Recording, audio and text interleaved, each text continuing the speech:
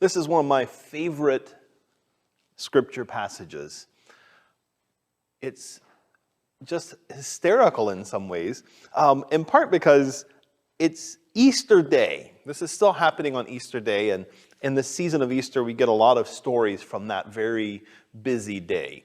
And these two disciples, Cleopas and the other guy, are walking along. They've left Jerusalem. They're going to Emmaus. They've heard rumors and stories from the women that Jesus has been raised from the dead, and their decision is to leave. Which seems strange, but fine. They're walking along, and some guy comes walking along with them. Now, we as readers know that it's Jesus, but they don't recognize him. They walk along, and he says, I like to imagine in this moment Jesus being sort of playful.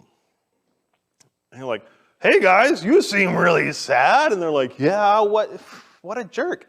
And they're so astonished that they like, really? Of course. It's weird times, strange things happen. He's like, well, what things? He just plays dumb and lets them talk, and they never recognize him, even in that moment. And they say, oh, well, here's the story. And they tell him a little bit about their experience. And strangely, still, our women and friends have said that he's risen. And he says, oh, really? How strange. And then they continue to walk along, and Jesus explains to them all the connections of Old Testament and understandings about what it means to be Messiah, that they should have anticipated death and resurrection. And of course, even then they don't get it. I like this story because it makes me feel better about all the times that I don't get it. Jesus himself is walking along with them on Easter morning, explaining to them how they should have expected this, and they're just like, well, that's kind of interesting. But they don't recognize in that moment who it is with them. They finally get to the town they're going. They get to their home. They're going to stop for the night, and they invite Jesus to come in, and he's acting like, oh, I got places to go. And as though he's going to carry on, they beg him. They almost grab him by the tunic to drag him into the house. Say, please stay with us. It's an act of hospitality. But I think it's also probably that even though they didn't know who Jesus was, they had found something in this strange companion on the road that they were interested in. And they wanted the conversation to continue. And so they grab Jesus, they bring him into the house, and he does a strange thing in that moment. He acts as the host. It's not his house. But he is the one who offers the blessing as they break bread together, as they share a meal. And in that moment, as Jesus takes the bread and blesses it and breaks it and gives it to them, they go, oh! And in that moment, Jesus disappears from their sight. It's a lovely, funny, strange story. They immediately turn and run back to Jerusalem, having spent an hour or more walking. They now turn around and run back to tell the other disciples, guess what? And before they open the door, they're about to go, we saw Jesus. They open the door, and all our friends go, we saw Jesus. And they have to share stories and oh man, it is just a funny scene as I imagine it. That these people are so excited and confused and not sure what's happening, but they're glad, and they think, oh man. And that feels a lot like faith to me.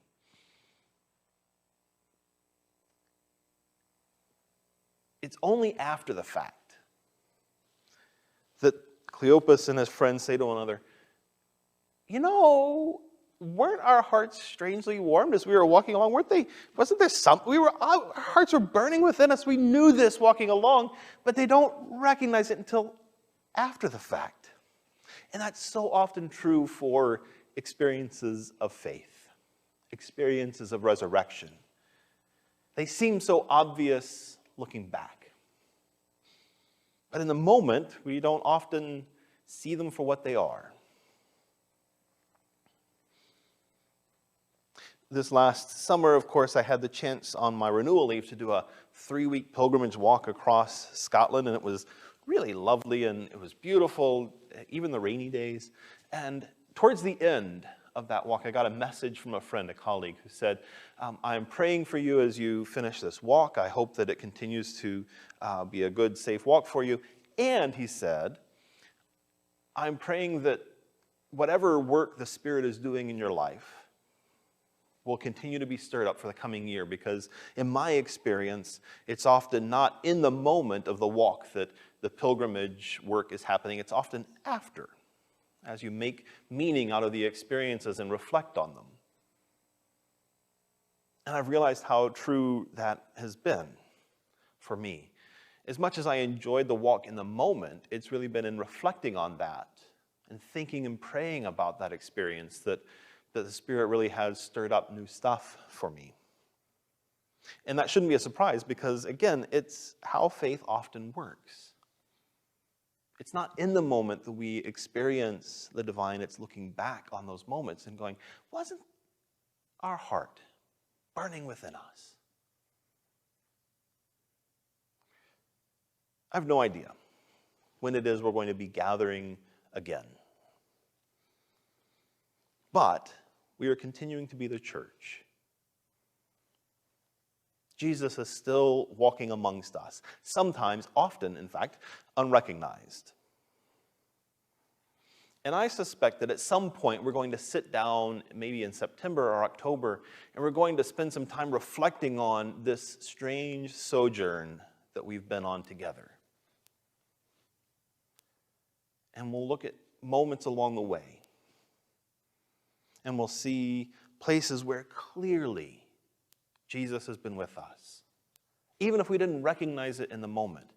And we'll look back and we'll say, oh man, we should have known. Our hearts were burning within us in that moment. It's okay that if we don't recognize the moment where Jesus is moving in our lives, to not recognize Jesus in the companion with us on the way. It seems to be how faith works, how human beings work. Yeah, there are moments sometimes where we are immediately aware. But more often, our faith is in the everyday, the common stuff, not the extraordinary.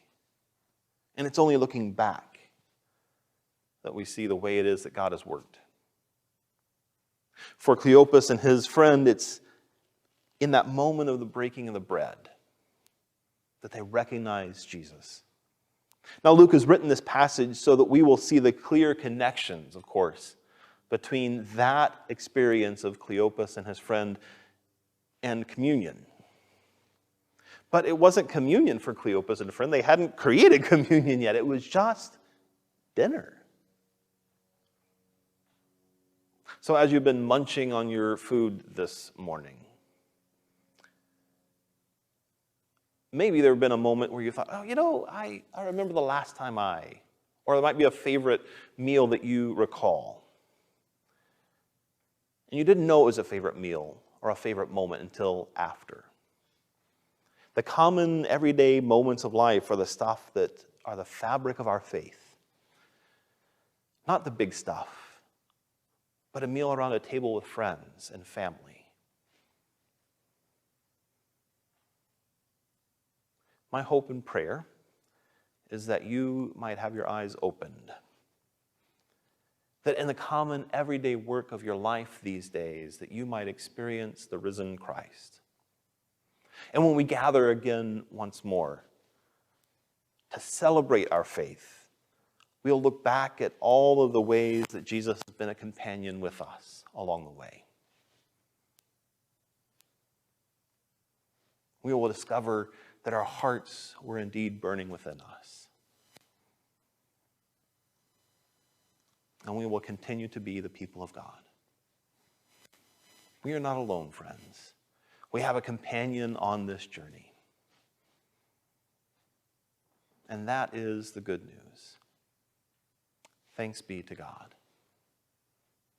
Amen.